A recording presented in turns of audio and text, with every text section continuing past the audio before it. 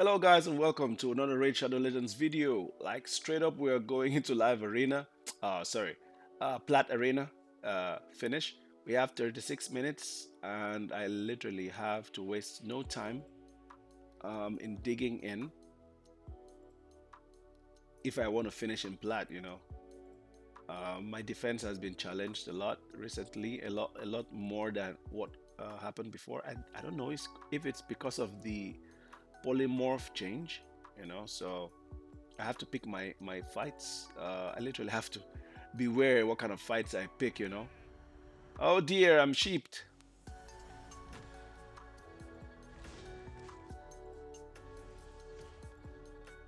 I think that Warlord is going to be banished. I think they're going to kill Warlord and destroy him. But Elva is the good thing is that Elva is a strong affinity, and they literally cannot one-shot Marichka or Taras unless he's low health, and then that's yeah, that was scary. I thought they were going for Taras there. But anyways, they don't have their secret skill unlocked, and so we still have a breather. So I don't know if I'm I don't know if I'm going to end up doing um I don't know if I'm going to end up doing live arena because I don't have a lot of time. Normally I start like 1 hour recording and then I have some time to do some live arena fights, but I don't know what's going to happen because I'm losing a lot of fights. My defense is losing a lot of fights. I tweaked the whole team earlier to accommodate. I brought back Lady Kimmy. I made her really fast, like 420 speed. But again, there's a reason why I wasn't using Kimmy anymore because these guys, a lot of these people now have a lot of stone skin champions, and Lady Kimmy, if she's quick enough and you can, strip the enemy and destroy them, fine. But if you cannot, it's a problem. So I was using Lady Kimmy, the Lion, Kaima, Lead, and Warlord before, and then I rushed up to here, and then I got stuck, cause these guys are very tough up here. They are very tough. Imagine bringing Lady Kimmy here. This guy's just gonna destroy him. And if you cannot beat that Python, then the game is over. See, I was using the I was actually using the Lions. Maybe I should have used Taras with those guys. So I think I'm going to consider it. Kaimar, Warlord, Kimmy, and Lion. But then you see what is happening there. Uh, Taras doesn't hit very hard unless with buffs. So who is going to buff? It's just Kimmy. Kimmy is going to do the buffs, increase speed, increase accuracy. That's two buffs for everyone. I mean, that's very good. But Warlord has to start with the skill lockout, right? Before Taras goes, because if he doesn't lock them, then they can use their skills, and then they're gonna because they're all squishy. So literally, Warlord has to try. Even if he doesn't lock out the skills, he has to try and lock out the turn meter. He also that skill also destroys turn meter if it works. That one is not 100%, but locking of the skills is 100%. So he can lock out your turn meter and lock out your skills if you have enough accuracy. So it's a little bit difficult. It would have been nice to just buff up Warlord, buff up Kimmy, slip with Kaima, and knock out Taras. Maybe I'll try that as well. But I was actually using the Lion because he has two AoEs, and just in case we cannot refresh. Oops. Okay, so this is gonna be difficult. Cleanse. Okay, let's go. So this team has a way of surviving once I take out the reviver. Even if they kill us, like once they kill Marichka, everyone comes back, and Marichka is like a solid tank. It's gonna take a lot to kill her, and that's why I'm in Plat, because the team is a little bit built solid. I think a lot of times they don't prepare for Marichka dying and bringing back other people, and then Elva is so quick, she's gonna revive Marichka again. And so maybe out of frustration, or maybe out of not them not being able to kill the team, because this team is really resilient. They normally come back, usually come back. Ataras has turn meter boost, Marichka has turn meter boost, Elva has the increased speed, and Warlord can lock out even with turn meter. So yeah, the team is resilient, the team is tough, but if I cannot knock out their revivers, it's very difficult. Can be difficult.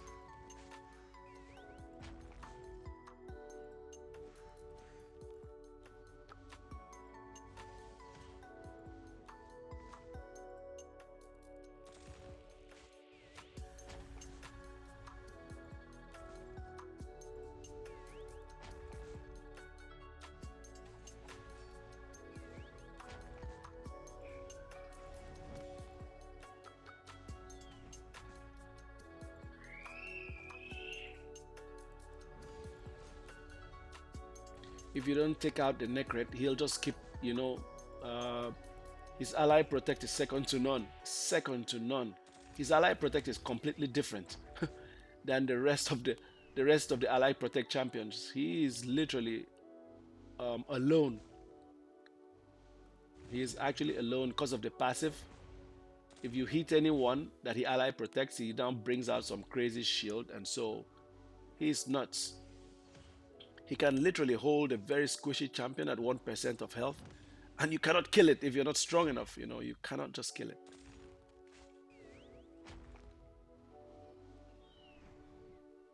So far, so good. We've racked up quite a few wins here. 2 wins on the trot.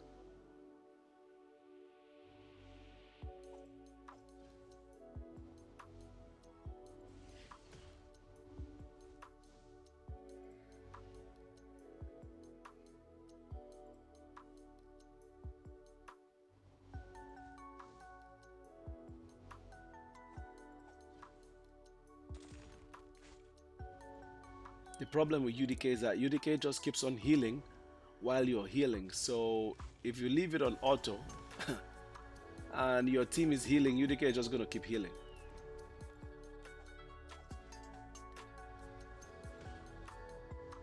It's just going to keep healing. You heal, he heals. That's his passive. And then if you give him the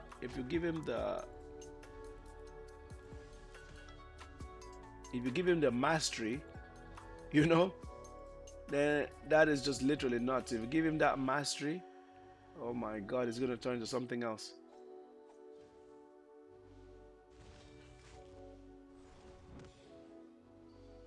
There's a mastery that if you heal, uh, if the enemy heals, you can heal back as well.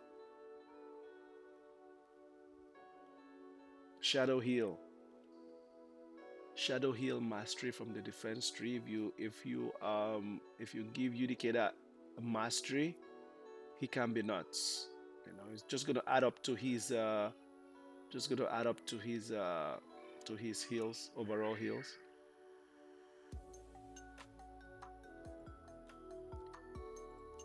Okay, so 27 minutes to go. I have to pick my fights carefully. Oops, they went first. Lockout. Yeah, so I'm actually still upgrading I got very lucky. My Tara's amulet like ascended into crit damage. I got very lucky with that one. Because that amulet actually has double HP roll, crit damage with double HP roll, or maybe triple. So it's actually the best amulet for him.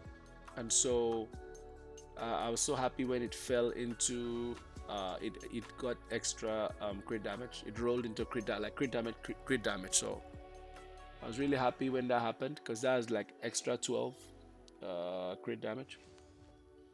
But I have not yet built out Dudan, so I want to use Dudan. Following Machan, so I like Machan's strategy. I'm going to build out Dudan. I'm going to use Dudan because I don't have the legendary that has the taunt. I don't have that guy. That guy was pretty useless before this boss came out. That champion was pretty useless, and then this boss came out, and that champion is now number one because he just places the taunt for 2 turns, while Dudan places the taunt for 1 turn. I had to get Dudan. I think I went for Duden during the guaranteed, but I think since then I pulled him again. Oh no! It's nuts.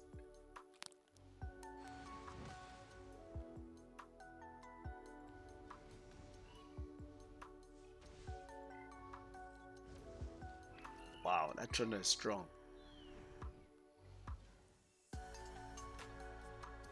Yeah, you want to win these games as fast as possible, but these guys are just causing some crazy impediment here.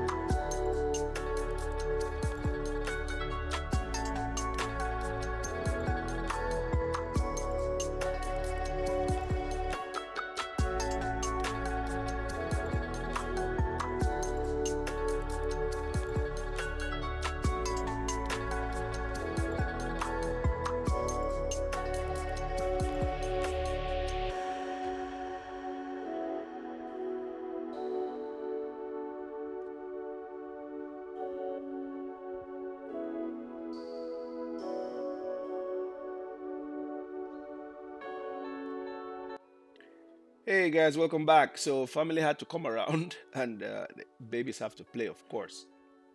And so that ended there. It's over now.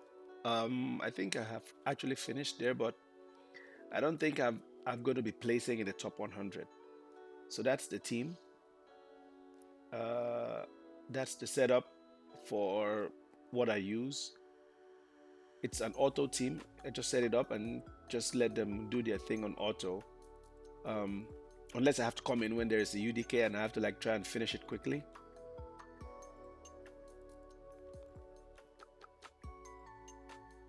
Okay. Yeah, let's have a look at the team. Okay, that's stars, well built. It could be better. You can see the crit damage amulet. It's not fully extended. It's just ascended 3 times. Yeah, and that's Mariska. Not too bad, but could be better. That's Warlord. It's a horrible Warlord, but I have to compensate for bringing in Lady Kimi. As you can see, I am actually in gold 4 in 3v3. So I actually have two teams that is winning um, consistently. And so I am stayed in gold 4. That shouldn't be any magic. So I think um, that is what I have to, I've lost. I've lost out because I brought in Lady Kimi with a lot of speed. And so my warlord is now horrible. And so that's the team. I have to start now rushing back into plat. See you guys in the next one. Peace.